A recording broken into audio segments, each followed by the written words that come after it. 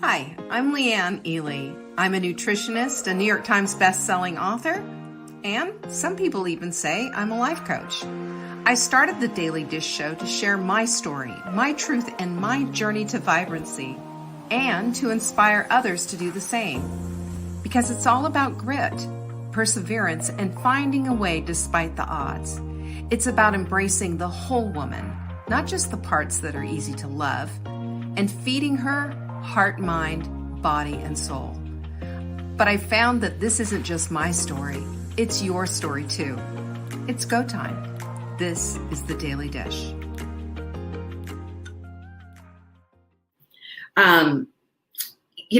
When I look at what our convictions are, when I think about conviction and how that's, we move from the place of conviction, usually, unless we've decided just to be trolls on Facebook or whatever, and just, this is my conviction, talking about it a lot, giving lip service is just, it's empty words, isn't it? It's empty. So what is, conviction anyway? Conviction is a strong belief or an opinion, and it's also a state of mind. You have this, you operate from a place of conviction. When you have a political belief, a religious belief, a belief about food. This is why I always say all these things can be so polarizing, right? Because people get very dogmatic about all of these things.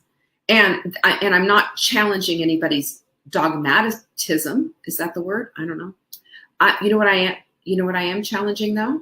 I am challenging just holding tight to a conviction that you haven't put through the test through the test. You haven't put through and looked at, is this even still the thing that I need to have in my life right now at this time?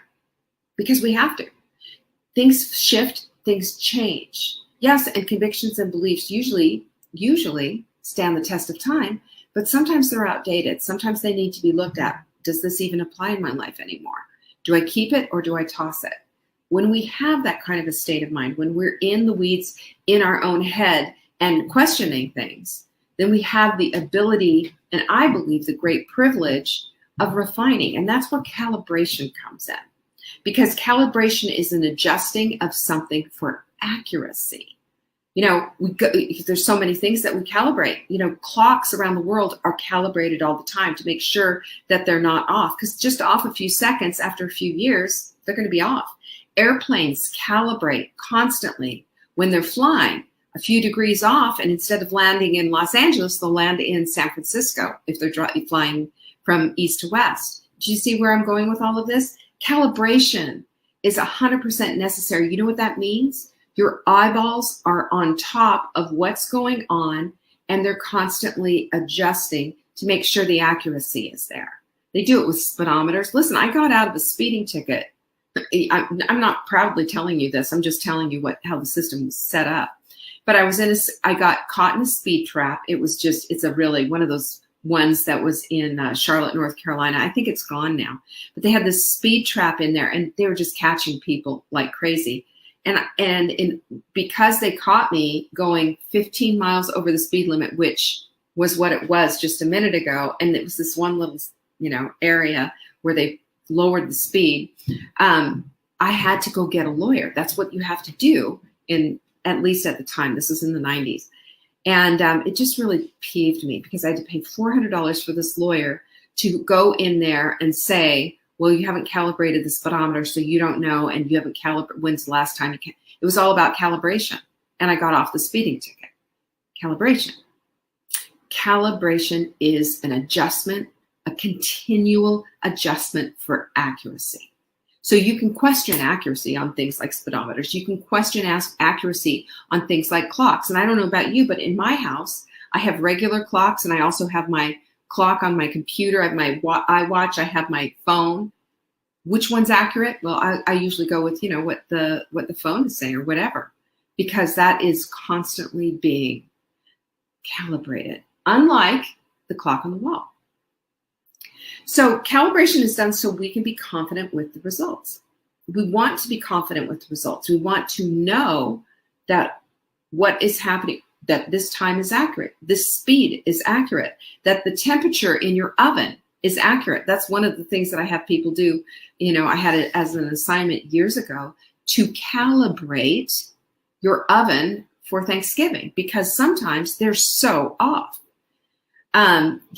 Refinement. Sarah's absolutely right. Refinement is another way of looking at calibration. Refinement means that it's getting better. It's getting more in tune.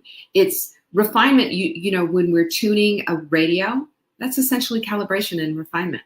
We're tuning a radio. Remember the old days when you could do it with a knob, just kind of trying to get into the signal? That whole thing is what it is. Well, thank you, Janet. She liked our webinar. She thought it was fantastic and inspirational. And we are so blessed to have you here. I appreciate you being here. So if we understand that calibration is done so we can be confident with the results, then we have to be sure of the results, right? We have to be sure. And we have to remember that we need to feel sure of the results, sure of what it is that we're going on, and ongoingly maintain that calibration so that what we're thinking about and what we're bringing about is accurate and lands in alignment with our belief systems. Because being out of whack and doing things, it's like saying yes when you really should have said no. You're saying yes on the outside, and inside you're churning because why did I say that? And now I'm obligated to do this. And it's going to cost me with my kids. It's going to cost my home. It's going to cost my work time. It's going to cost me for doing this, saying yes. That is what we're talking about, is being completely in alignment. And when we calibrate and we question and we look for refinement, our no's are going to come a lot easier. It's going to be very simple to align because everything is calibrated. So what does the calibration really do? It gives us clarity on the lives that we want to live. It gives us clarity about our belief systems, and they are definitely in there serving us. It gives us clarity on what our next action steps are because we see as we go ahead and we plod along, that things are in alignment and it's working. We're getting results. This is why we talk, the sprint is a great example. You follow the program and you refine it as you need to, and you look at it and say, oh, you know what? A little off on the sleep, a little off on the hydration, calibrate. And what happens? You get it dialed in. And what happens when we dial things in? We get the results that we're seeking. Or if we don't, then we start questioning the whole thing. We start questioning the whole thing. So this is a call really for us to all calibrate our convictions and to get the clarity in them that we need to do. Because if we don't, we're going to find ourselves in this really push me, pull you situation inside of ourselves. We're going to feel uneven. We're going to feel like, and that's where the decision fatigue comes in. And you know what happens when the decision fatigue comes in, right? We don't make decisions. We live on default instead of on purpose. And default is never going to get us what we want, ever. Have you noticed that? Nobody just randomly loses weight unless they're seriously ill, right? It's on purpose. It's born out of a decision, and it's followed up with actions, and it's recalibrated, and it's refined every single step of the way. And the clarity of what it is that you need to do in order to get the results that you want become crystal clear. Become crystal clear. We've all weighed ourselves on scales that weren't calibrated, right? Or if we move them to just a right position, we're going to get a weight that we want to see on there. We do stuff like that. What's up with that? So this call to calibrate your convictions with clarity, that means that we're questioning things. What is this based on? And how do these beliefs propel me to my God-given purpose?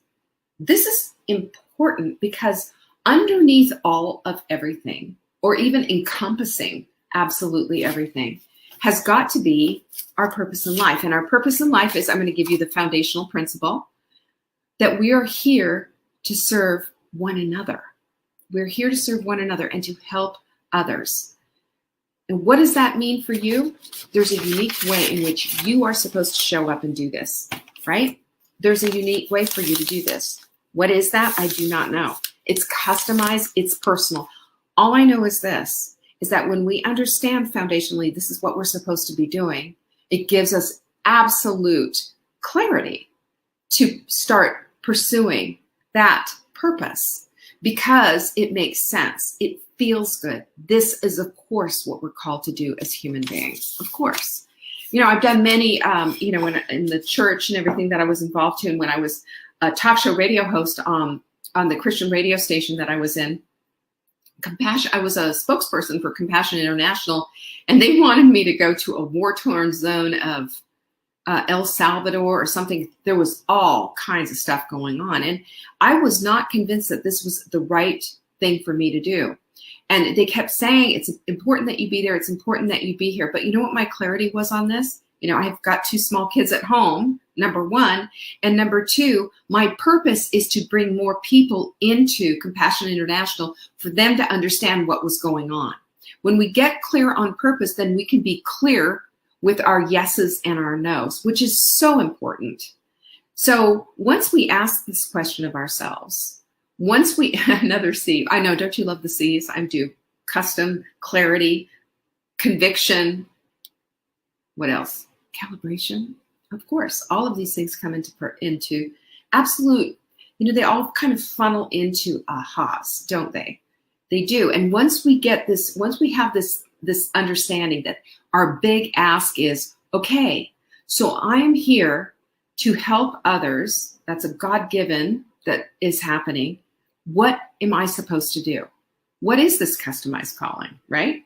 Thanks, Sarah, for that. What is this customized calling for me? What is it? Well, I believe if we have that big ask and we put that big ask out there and we're actively in the weeds doing the work we need to do for our own souls, for our own lives, and for the purpose of everyone else's, because remember, your life has a ripple effect on everyone around you. That's how important it is that you find this whole calling, that you are actively pursuing it. This is the conviction of pursuing that, I think, is the biggest, highest calling that we have right now, because it puts us in touch with our purpose and it activates something inside of us that is bigger than us. It connects us with God and it connects us with our higher self. It connects us with everything. And it helps us to see with absolute clarity that, yeah, we are here on purpose for a purpose. It's no accident. It's divine. I want you to hold on to that statement because that is so important, especially with, a lot of us have just gone through this last months of just thinking, gosh, is this ever going to end? And this is getting depressing. And give me some sunshine. Give me something. But, we can see beyond all of this. We can see beyond our circumstances and get into our callings when we start to align ourselves with this stuff. And there's active things that we can do. These things in our toolbox we can pull out at any time. We can journal. We can meditate. We can pray on all of this, and we can start living on purpose, knowing that as we activate our reticular activating system and start looking for those things, that they're going to start to just divinely show up in our lives. They just do.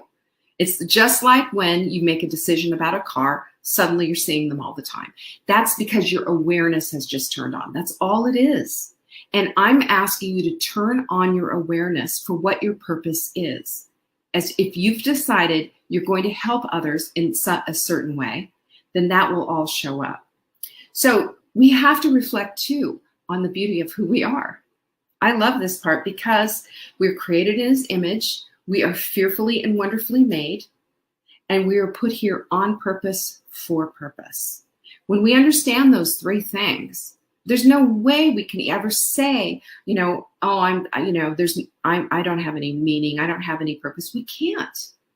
We cannot, because there's a divine reason you're here, because you're created by the divine. Connect those dots. So important.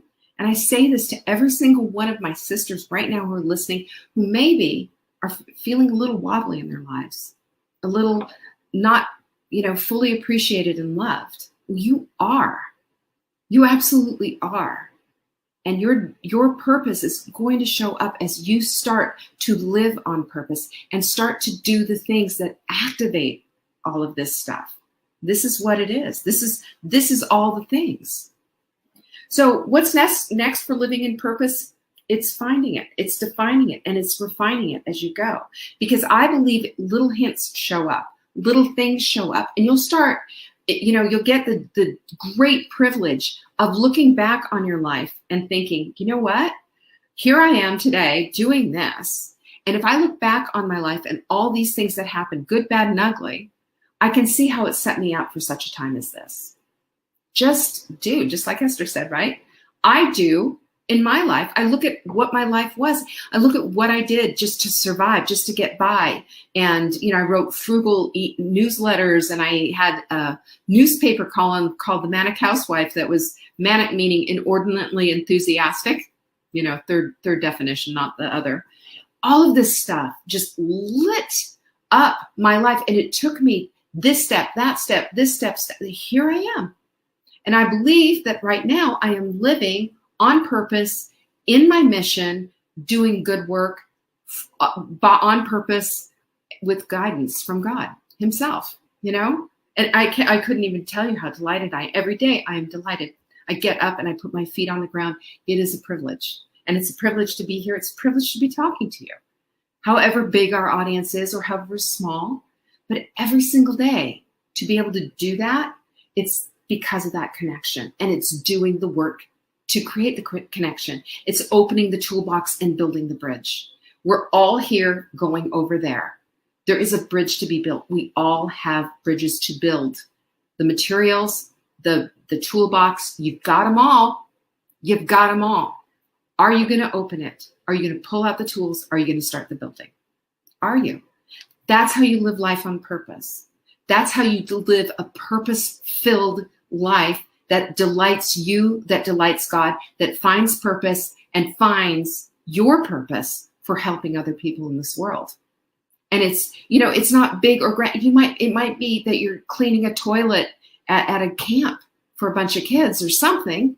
Who knows? It's divine when you decide it's divine. The work that we do is all counting. Everything counts.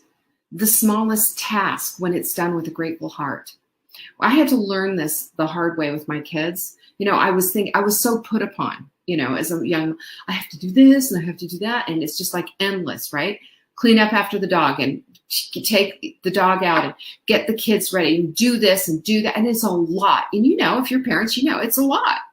And when you have this attitude of like, motherhood becomes drudgery and it doesn't become the great privilege that it is. And I learned so much about, how to start counting my blessings by doing their laundry. And I was in tears one day. And I was just like sitting there sorting out all the laundry, and it hit me. There are women out there who are not sorting laundry for their children and would give anything to be in my shoes with kids, but had never had the opportunity, the privilege of having them, of having children, of having a spouse, of having a family, of having a house, having a washing machine. I just sat there in tears, spotting their things and putting them there. And I made a decision right there in the laundry room.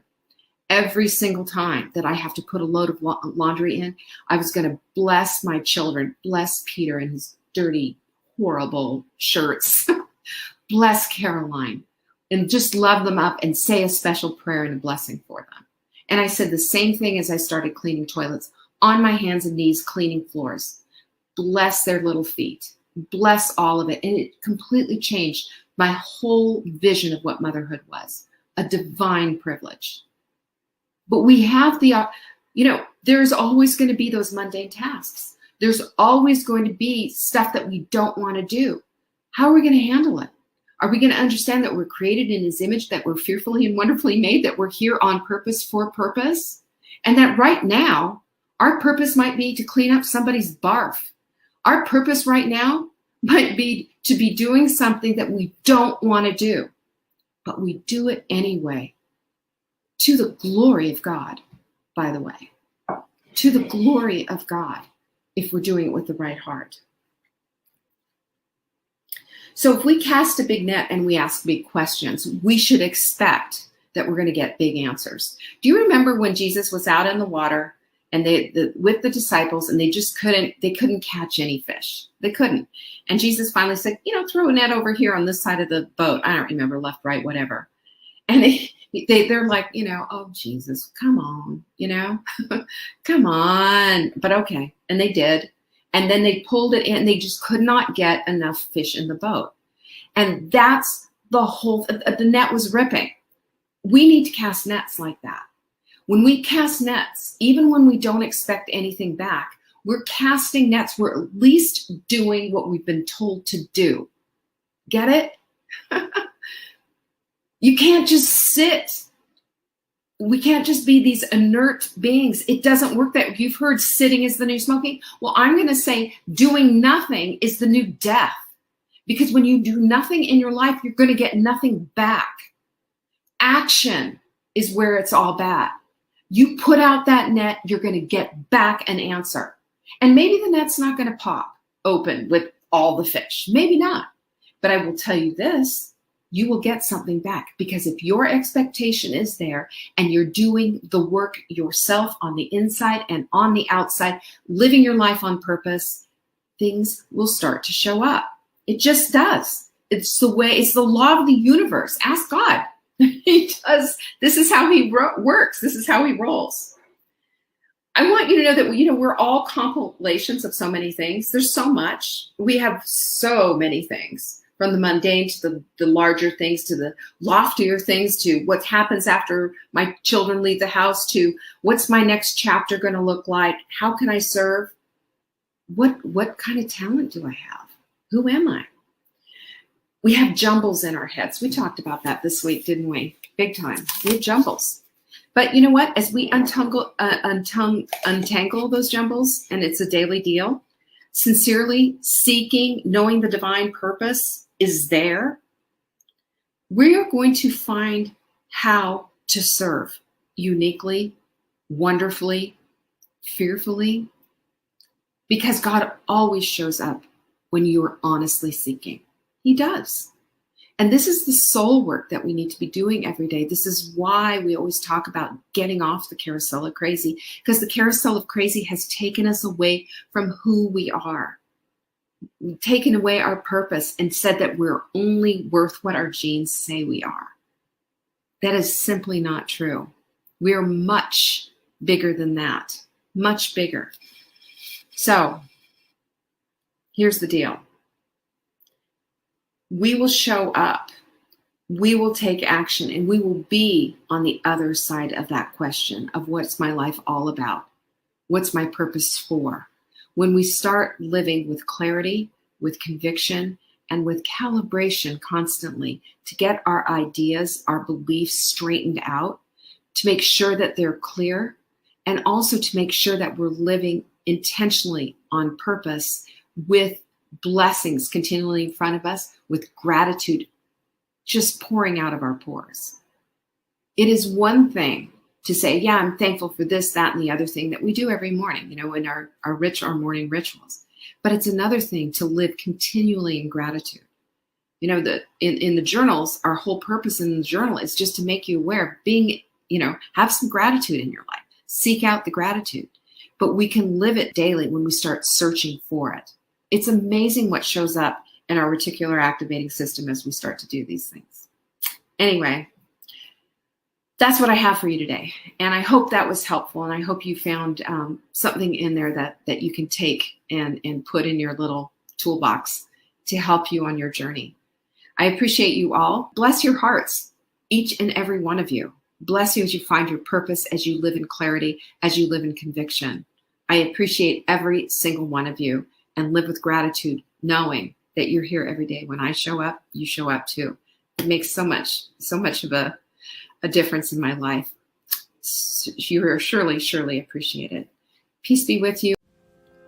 Thank you for joining me today. You can find me on TikTok for daily tips to help support your most vibrant life. And remember, you are the author of your own story. Until next time.